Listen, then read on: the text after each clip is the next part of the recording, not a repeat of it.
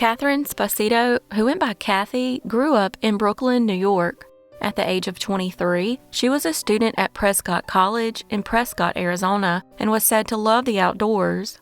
On June 12, 1987, Kathy met up with friends for dinner. It was there she told them her plans to go hiking the next morning. However, they had no idea this would be the last time they would ever see her alive. The next morning, on June 13th, Kathy, wanting to make the most of the beautiful day, got up early and rode her mountain bike to the head of the Thumb Butte Trail just west of Prescott. She planned to leave her bike there and hike the popular 2.5-mile circular route, taking her into the towering pine forest and up to the glorious views of the surrounding mountains. However, not long after this, another group of hikers heard blood-curdling screams coming from further down the trail. They began racing toward the screams, but it took a good 20 minutes due to the rough terrain. When they finally reached Kathy, she was already dead, and her murderer was nowhere to be found.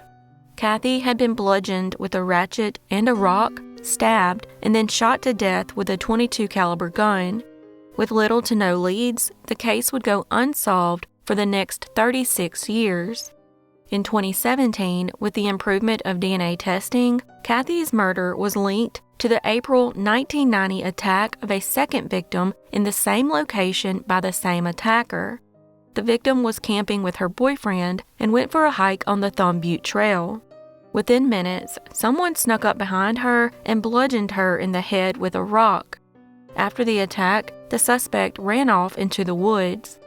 In August 2023, with the use of genetic genealogy, the suspect was identified as Brian Scott Bennett. Not long after his second attack in July of 1990, he was arrested for attempting to sexually assault a third woman at a house party in Chino Valley, Arizona. Bennett followed the victim into her room and attempted to sexually assault her. Thankfully, witnesses were able to break down the door and Bennett fled the scene. Unfortunately, he was acquitted of all charges due to discrepancies in the case. In June 1993, he attacked a fourth victim at a Prescott post office. The victim had just left the post office when Bennett forced her by knife point to her car and kidnapped her.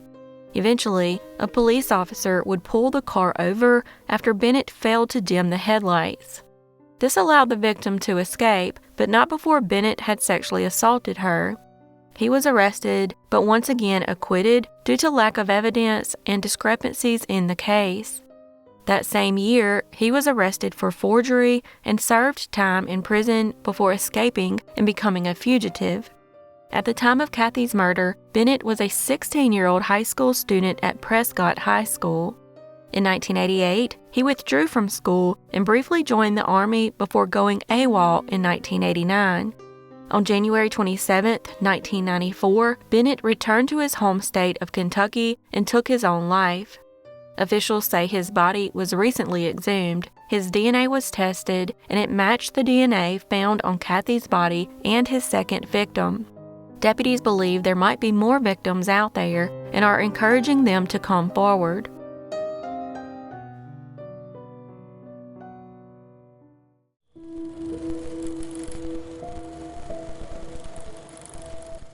Christine Franke was born in West Islip, New York, on August 13, 1976. At some point, her family moved to Vero Beach, Florida, where she would attend Vero Beach High School. After graduating, she enrolled at the University of Central Florida in Orlando, Florida, where she majored in education. By her senior year, 25-year-old Christine was living at the Colonial Garden Apartments at 3056 Plaza Terrace Drive and was working at the now-closed Cigars Bar at Universal Orlando City Walk. On October 21, 2001, neighbors found Christine's partially nude body. She had been shot to death inside her apartment. Investigators were able to collect male DNA from her body, and this would be used years later to solve the case. On the day of the murder, Christine had earned approximately $300 in tip money at the Cigars Bar, and that money was missing from her apartment. So investigators realized quickly that this was most likely a robbery gone wrong. Around 100 different people were interviewed, and their DNA was collected, including coworkers, neighbors, and other potential persons of interest, but none matched any samples in the CODIS database. In 2013, a new detective by the name of Michael Fields was assigned to the cold case. In 2018, Detective Fields enlisted the help of Parabon Nanolabs. After running the DNA from the crime scene through GEDmatch, genealogists were able to locate relatives of the suspect living in Georgia. From there, a family tree was constructed and consisted of nearly 100 descendants of the suspect's great-grandparents. Detective Fields then traveled to Georgia to take DNA samples from relatives of the potential suspect, including his mother. From that, they were able to determine that the suspect was likely one of her two sons. The first son, Reginald, was ruled out after investigators collected his DNA from a Gatorade bottle he discarded. The only son left was Benjamin Lee Holmes, Jr., who was working as a manager at a Wendy's restaurant. After investigators began surveilling him, they were able to obtain his DNA from discarded cigars he left outside a friend's home. After the DNA found on the tip of the cigar matched the DNA found on Christine's body, Detective Fields obtained a search warrant to collect a swab of DNA directly from Holmes' mouth. That DNA sample directly linked Holmes to Christine's murder. Christine's mom, Tina Franke, and many of her family members were with law enforcement when they announced Holmes' arrest in November 2018. Holmes was charged with first-degree murder, but it would be 5 years before his trial would take place. During the trial, the defense claimed that someone staged the crime scene to frame Holmes. However, they could never explain how someone even obtained his bodily fluids to plant at the scene. On March 23, 2023, after hearing his ridiculous defense, the jury found him guilty and he was sentenced to life in prison without parole.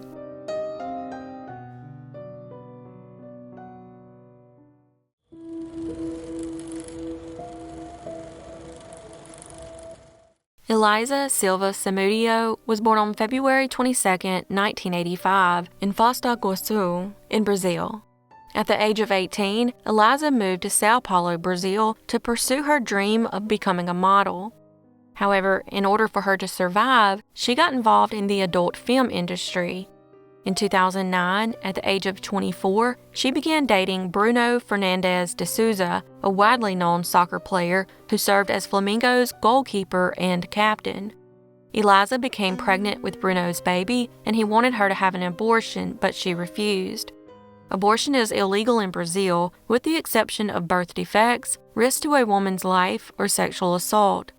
On October 13, 2009, Eliza told authorities in Rio that Bruno and his associates had abducted her and forced her to take medicine to abort the pregnancy.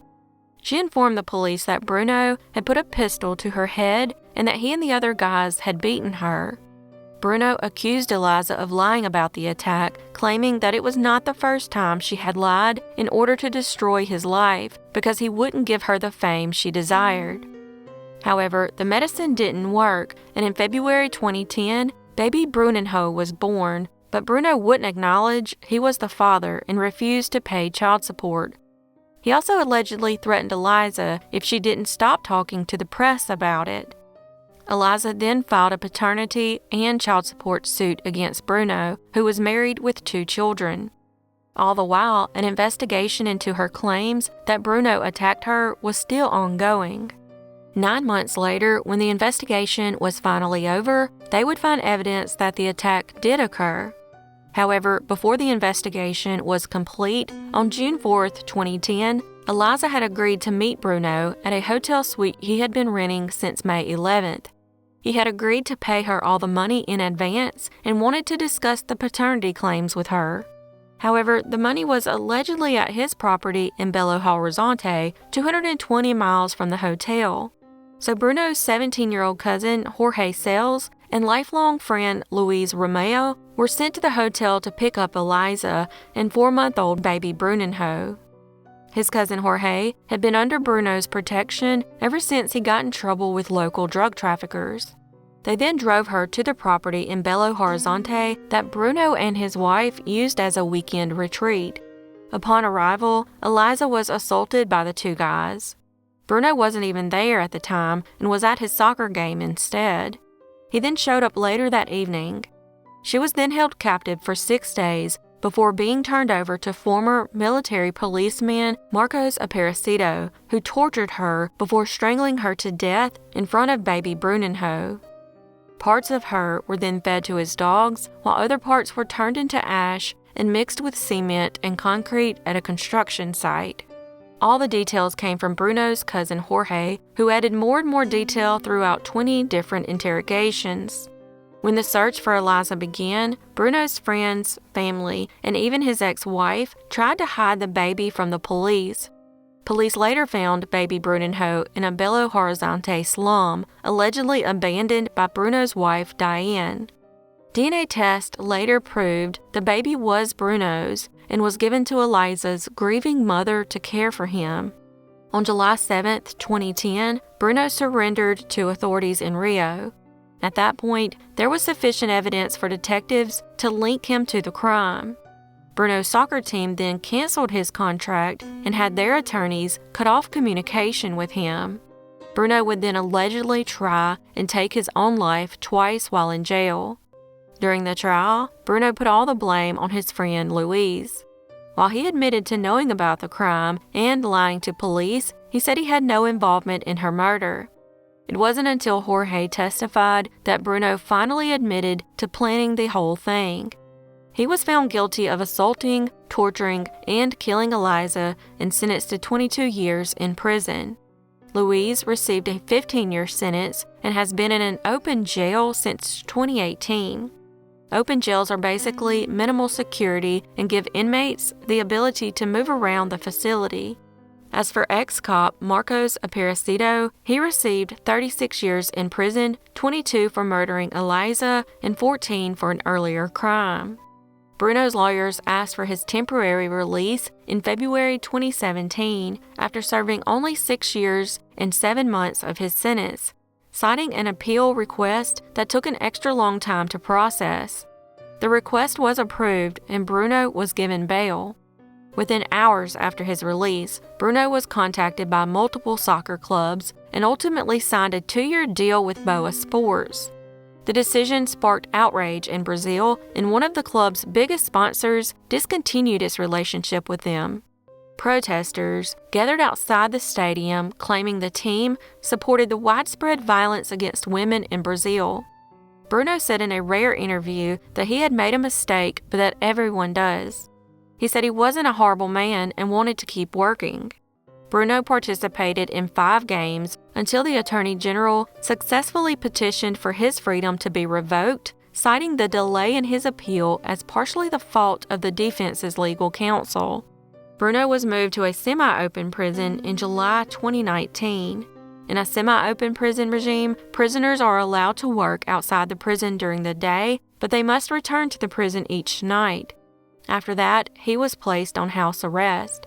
Since his partial release, several teams have shown interest in signing him, but pressure from fans and sponsors has kept him from returning. Eliza's mother, Sonia, is the appointed guardian of baby Bruninho. She explained that when he hears from his father, the boy experiences panic episodes. Despite all this, Bruno is determined to repair his relationship with his son. In an interview with the media, he said he wanted to talk to his son about everything and ask for forgiveness. In 2021, Bruno and his business partners wanted to build a cafe in Rio de Janeiro where he intended to offer acai palm items at his store once it opened, but the pandemic halted the project. Recently, in 2023, Bruno was signed on to play with Orion Football Club. Orion is the 7th team to have signed Bruno since 2017.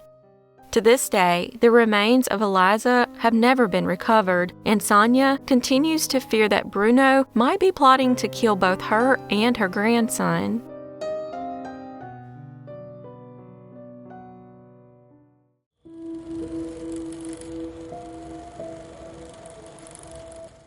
Lloyd Joseph Perkins Jr. was born in California on March 14, 1973. In 1995, at the age of 22, Lloyd, who was living in Seaside, California, had rekindled his relationship with his baby's mother. Before the relationship started back up again, she was dating a man named Anthony Martez Randall.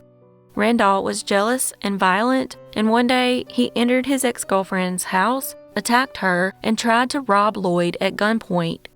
A week later, on September 21, 1995, Randall got into an argument with his ex over the phone. Afterward, he traveled to an apartment in the 1100 block of Amador Avenue, where she and Lloyd were visiting friends. Unbeknownst to them, Randall disabled the couple's car and waited for Lloyd to leave the house. As Lloyd left around 11:30 p.m., Randall ambushed, robbed, and shot him. He was rushed to community hospital, but sadly pronounced dead shortly after arriving. However, unaware that Randall was the shooter, the case would go unsolved for the next 27 years. Finally, in 2021, the Seaside Police reopened the case and found 3 new witnesses who agreed to testify that Randall admitted to the murder. Ultimately, he was found guilty of first-degree murder, and due to the 3 strikes law, he was given 50 years to life in prison plus an additional 9 years.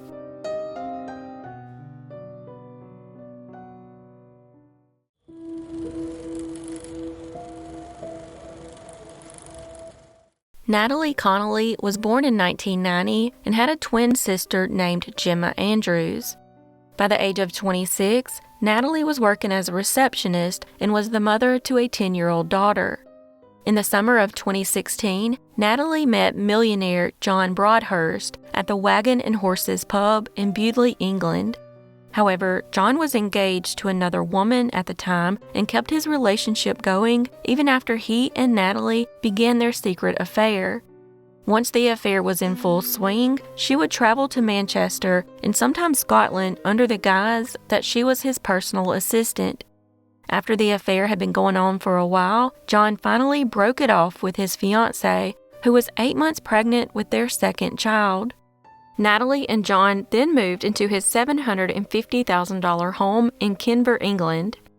He then gave her around $250 a week for living expenses and bought her a brand new BMW. At some point, Natalie confessed to her sister Gemma that John was an amazing lover but enjoyed it rough.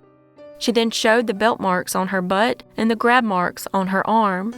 The bruises were so bad that Natalie couldn't even sit down during a visit to her mother's in 2016. John would even brag to friends about his sex life with Natalie, saying she enjoyed being beaten and choked. However, Natalie was no stranger to this and had previously been involved with another man who also enjoyed rough sex, but not to this extent. Even so, she claimed to enjoy it and would willingly participate in John's extreme sex games. Unfortunately, the couple also drank excessively and dabbled with expensive drugs. Gemma said her sister would drink as many as 10 pints of cider during a night out and not even appear intoxicated. Those who knew John said he was the happiest he'd been in years. However, all that would change in December of 2016. Natalie, John, and her daughter had plans to spend Christmas in Dubai and were scheduled to fly out on December 19th.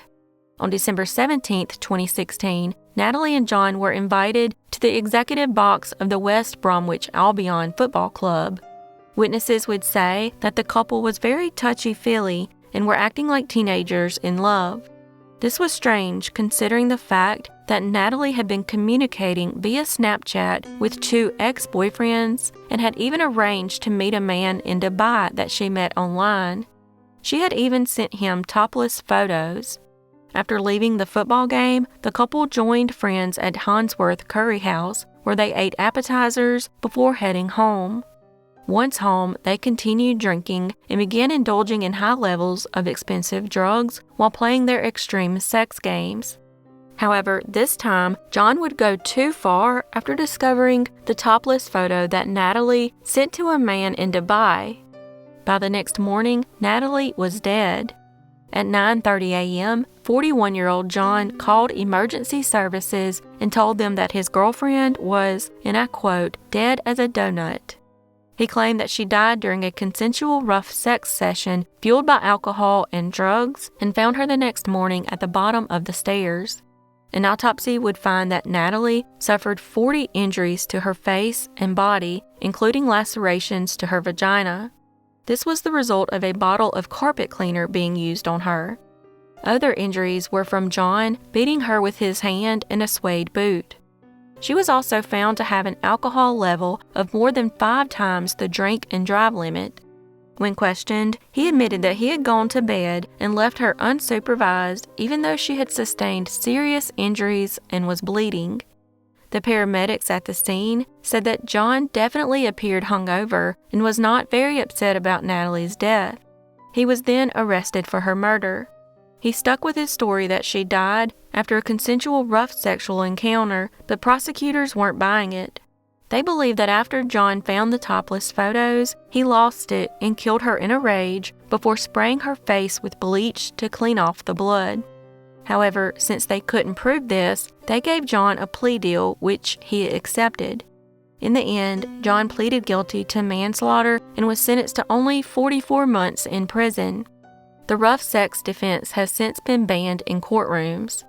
It's also of note that since the release of 50 Shades of Grey, the number of accused men who were using that as a defense had increased tenfold.